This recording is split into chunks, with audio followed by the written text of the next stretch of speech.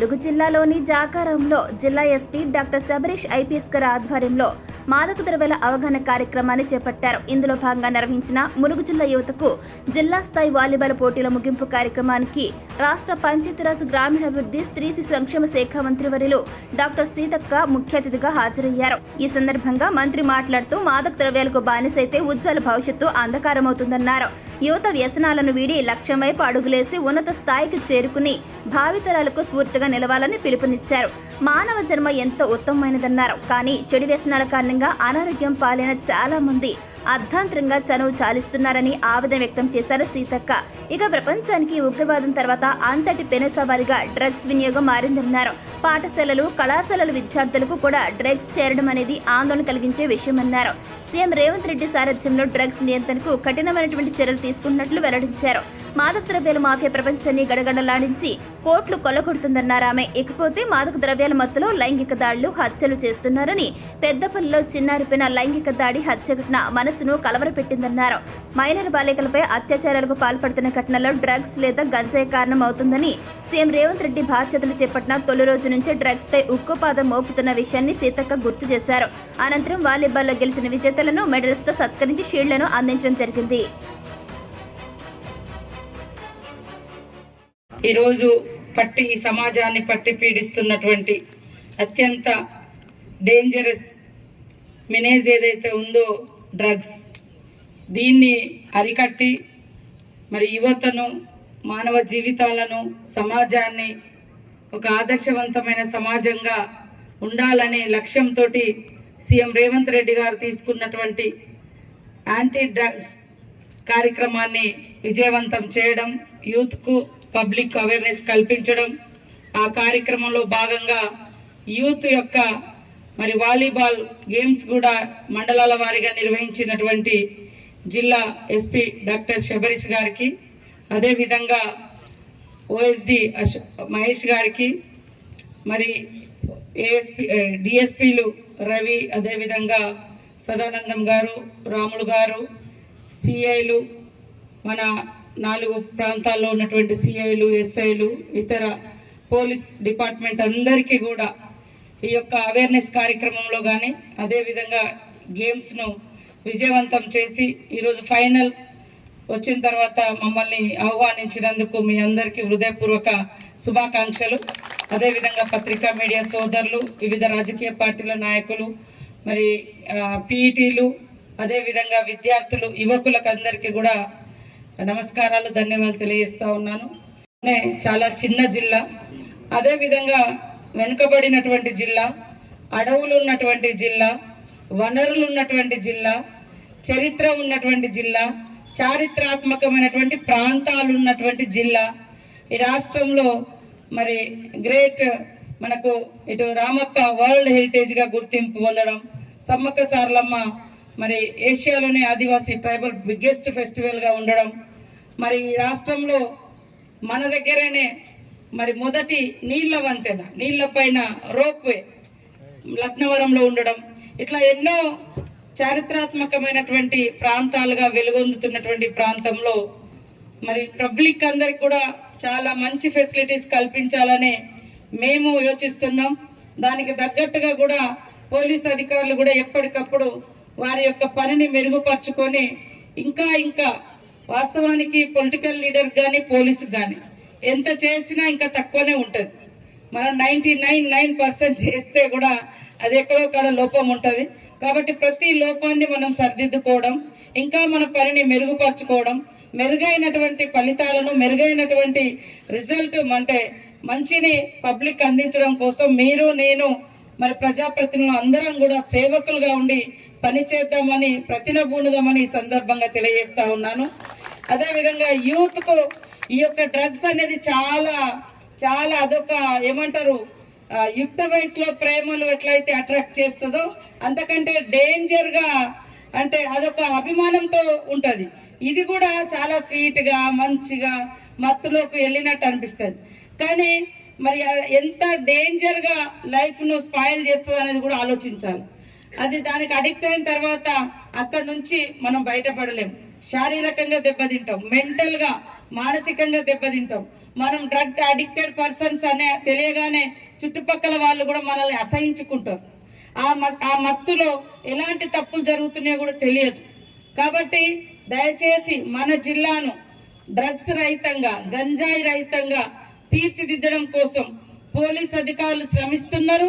ఆ శ్రమలో నేటి యువత గాని, ఉద్యోగులు గాని, ప్రజలు గాని ప్రతి ఒక్కరం కూడా ఇన్వాల్వ్ అయి రేపటి భవిష్యత్తు బ్రహ్మాండంగా ఉండాల్సిన అవసరం ఉంది.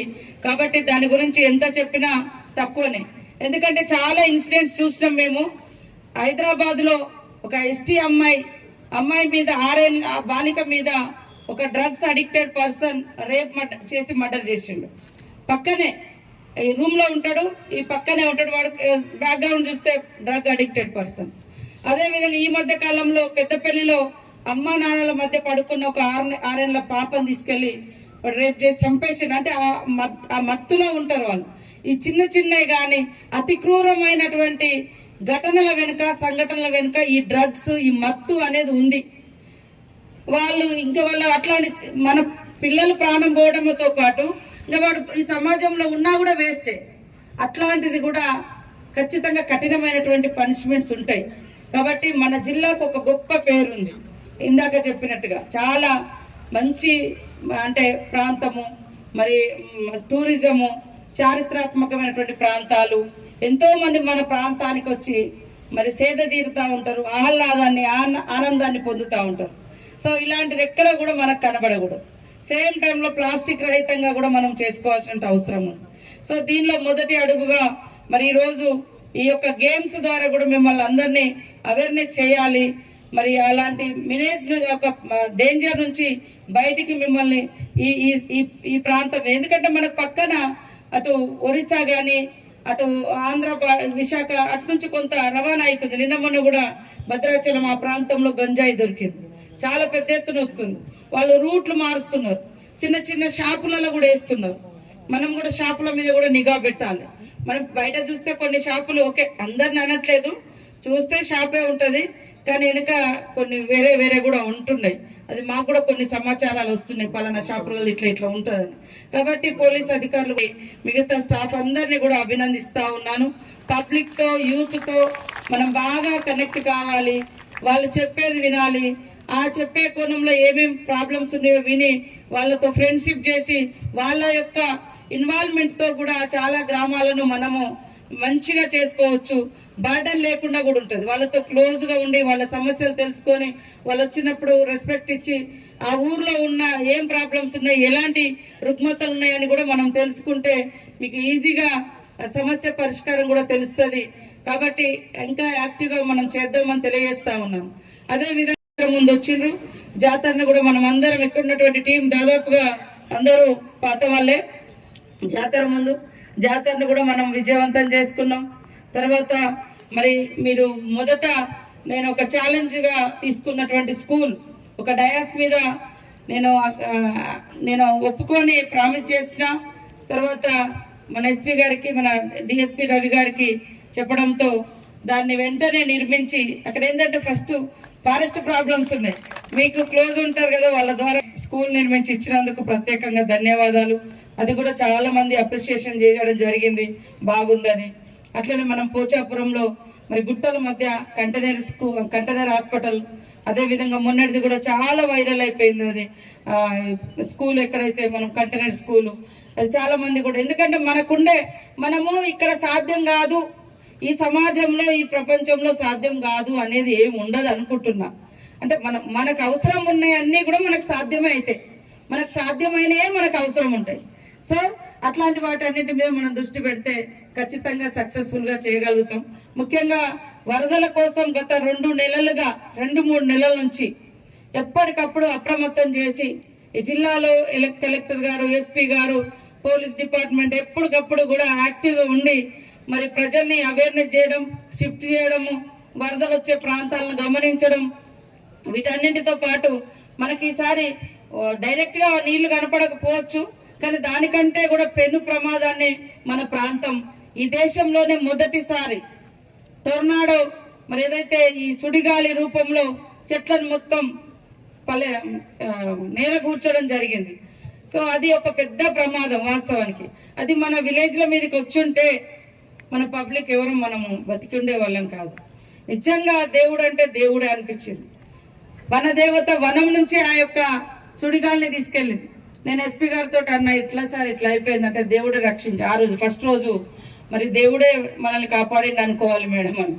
అంటే అది కూడా ఎటు సమ్మక్క సార్లం వెళ్ళే దారిలో తాడవాయి నుంచి మేడారం వెళ్తున్న దారిలో మేము ఆ రోజు వెళ్ళినప్పుడు దారికి అనుకున్నాం, వర్షం లేదు, అంత డేంజర్ ఏం లేదు కదా అని ఆ రోజు నైట్ హైదరాబాద్లో ఉన్నాం. కానీ తెల్లారి వరకు వర్షాలు వస్తున్నాయి అంటే అరే ఇక్కడ ఉండడం బాగుండదని నేను వచ్చిన. మన దగ్గర పెద్ద ప్రమాదకరమైన పరిస్థితి లేదు, కానీ చెట్లన్నీ పడ్డాయంటే జస్ట్ ఆ రోడ్ అమ్మటి చాలా రోజుల నుంచి కొన్ని చెట్లు కూడా మనం మెయిన్ రోడ్ ఏటూ నగరం నుంచి ములుగు తీయాల్సినవి కూడా ఉన్నాయి, కొద్ది ఇట్లా వంగి ఉన్నాయి అనుకున్నాం, అవే పడ్డాయి అనుకున్నాం. కానీ వేల చెట్లు వందల చెట్లు రోడ్ల మీద కూడా పడితే night and day and night మరి పోలీస్ అధికారులు చొరవ తీసుకొని అక్కడ ఉన్నటువంటి శ్రీకాంత్ గారు, అదేవిధంగా స్థానిక సిఐ గారు, డిఎస్పీ గారు, ఎస్పీ గారు, ఆ లోకల్ పోలీస్ అధికారులు అందరూ కూడా డే అండ్ నైట్ కష్టపడి తెల్లారి వరకు మనకు రోడ్డు కూడా క్లియర్ చేసి ఇచ్చడం జరిగింది. వారిని కూడా అభినందిస్తా ఉన్నాం. కష్టపడ్డ వాళ్ళను అందరం ఇష్టపడతాం, కష్టపడే వాళ్ళను అందరం ఇష్టపడతాం. కష్టపడకుండా ఫలితాలు వస్తే అది ఎక్కువ రోజులు ఉండవు. కష్టంతో వచ్చే రిజల్ట్ లో ఆనందం ఉంటుంది. కాబట్టి మీ కష్టాన్ని ఖచ్చితంగా అందరు సమాజం అంతా చూసింది. అదే విధంగా మరి ఇప్పుడున్నటువంటి పరిస్థితులలో ఇంకా రకరకాల రూపంలో సమాజం మీద పాశ్చాత్య సంస్కృతి వస్తుంది. అక్కడక్కడ రేప్ అటెంప్ట్స్ కానీ లేకుంటే ఇంకొక కొన్ని. కాబట్టి మనం ఇంకా డీప్ గా పబ్లిక్ తో అటాచ్మెంట్ పెంచుకోవాలి. ప్రతి అధికారి, నాట్ ఓన్లీ పోలీస్, అందరు అధికారులు పబ్లిక్ ఒక టీచర్ గా గైడ్ గా కూడా ఉండాలి. ఒక ఉద్యోగి మనం ఆ ప్రాంతంలో డ్యూటీ చేస్తున్నామంటే వాళ్ళకు ఒక గైడ్, ఒక మార్గదర్శనం చేయాలి, ఒక దారి చూపించాలి.